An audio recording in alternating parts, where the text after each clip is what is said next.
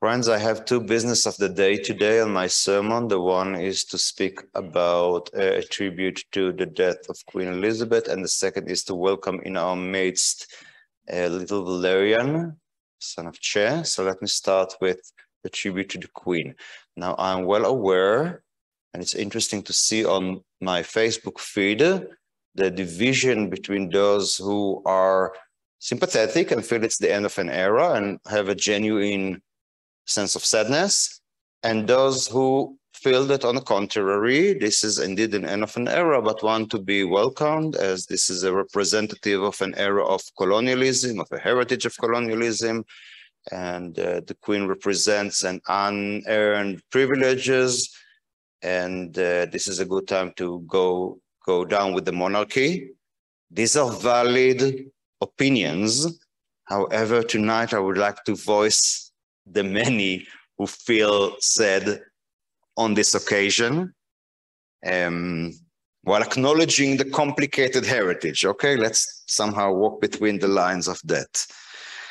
So I'd like to start by saying that the words "the Queen is dead" bring into the mind and the heart of every person who is educated in the in the English-speaking world, the words that Shakespeare has put in the mouth of the tragic hero Macbeth when he hears about the death of the Queen. Those are very different cases, but yet the statement about the meaning of life echoes and receives much meaning, layers of meaning, with the death of Queen Elizabeth. So I'm quoting from Macbeth, "The Queen, my lord, is dead." The famous quote, "The Queen, my lord, is dead." And Macbeth said, "She should have died hereafter. There would have been a time for such a word. Tomorrow and tomorrow and tomorrow creeps in this petty face from day to the last syllable of recorded time. And all our yesterdays have lighted fools the way to dusty death. Out, out, brief candle. Life's but a walking shadow, a poor player that starts and frets his hour upon the stage and then is heard no more. It is a tale told by an idiot, full of sound and fairy, signifying nothing." I'd like to share with you that in Israel that I grew up in, there was a great sense of nostalgia to the days of the British mandate on mandatory in Palestine. My grandparents, grandmothers were young people during this time. And I'm talking about the 30s and the 40s, we love to hear from them stories about the days of the British mandate, the days of the poppies, as it was called, name of the red beret of the British parachuters who were deployed in Palestinian, mandatory in Palestine. And the books that I read as a child in the school library and in the municipal library have described a war that has been gone, a war of king and queens and knights and magic, very different than the Mediterranean environment in which I grew up. This Mediterranean environment of the 80s seems to me today full of grace and beauty, but then it seems to be very mundane and unappealing comparing to the war that I've met in the books. And all over the world, there was one figure that have represented the continuity from the world of the dreams and from the world of the past to the world of modernity, and that was Queen Elizabeth and the whole system that came out of her. Inheriting a crown that lasted for generations, and representing the continuity of the spirit of the British nation who stood alone in front of the Nazi beast only few decades ago. I'm talking here about the 80s, only a few decades backward. We humans have a natural inclination to look forward, to look up to figures of authority and to project on them our desire, our feelings.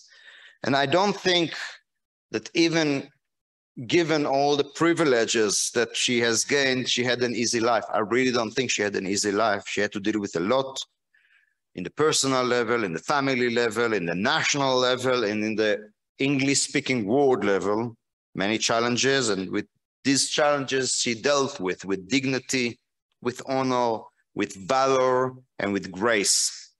She knew how to admit mistakes and to take responsibility on shortcomings, again, as a person and as a representative of a complicated imperialistic heritage.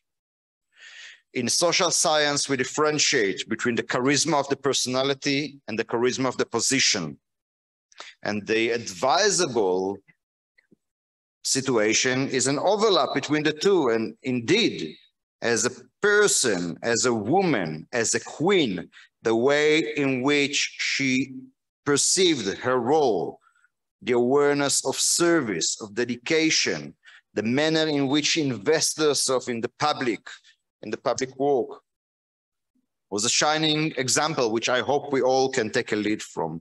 Just think about how this week she farewelled from Boris Johnson and welcomed, appointed Elizabeth Truss, her 15th prime minister, and this is her last deed as a queen, and a deed which symbolizes the connection between the crown, the government, the parliament, and the will of the people.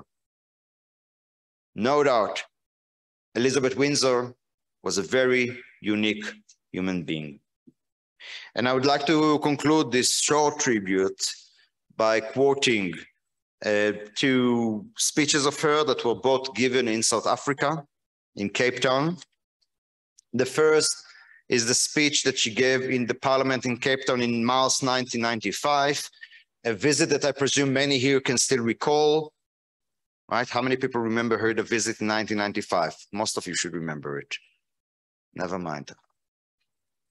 Among others, she said that you have become one nation whose spirit of reconciliation is a shining example to the world, and I have come back to see for myself what is a little short of a miracle. And also she said that many were cynical and did not believe in the possibility of New South Africa, but you have put them all to shame, end of quote. And here we are 27 years after that visit in 1995. The promise of New South Africa is still upon us to be fulfilled. And I hope and I pray that we will have the strength and the valor to stand up to that mission of building New South Africa.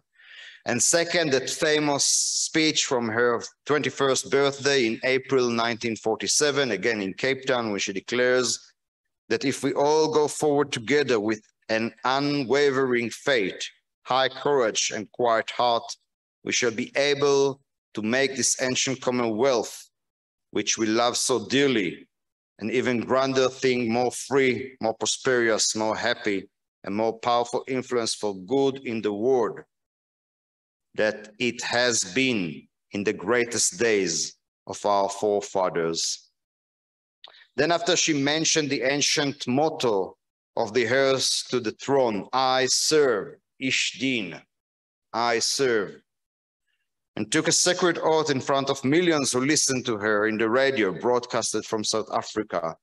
And such were her famous words: I declare before you that my whole life, whether it be long or short, shall be devoted to your service, and to the service of a great imperial family to which we all belong. But I shall not have the strength to carry out this resolution alone, unless you join in it with me, as I now invite you to do. I know that your support will be unfailingly given. God help me to make good my vow, and God bless all of you who are willing to share in it. These words and this speech were said by a very young lady, 21 years old, express, in my opinion, in a very authentic way, her heritage and the direction she would like us to go in. Now, as for me, I'm not a monarch, and I'm not a royal, and I'm not a noble. I'm one ordained rabbi who immigrated from Israel with his family in order to save you, the people of Beit Emanuel, Jewish people, and the people of South Africa. I'm not 21, I'm 47. Exactly, I'm actually discovered that I'm older than the new prime minister in 3 months, believe it or not. I'm one ordained rabbi, and she is the prime minister of the UK. But yet I would like to say, as a paraphrase on the words of the late Queen, that I declare before you that my whole life, whether be long or short, shall be devoted to your service. And I know that your support will be unfailingly given. God help me to make good of my vow, and God bless all of you who are willing to share in it. Amen. So be it. And may the dear soul of Elizabeth Alexandra Mary Windsor rest in peace. Amen.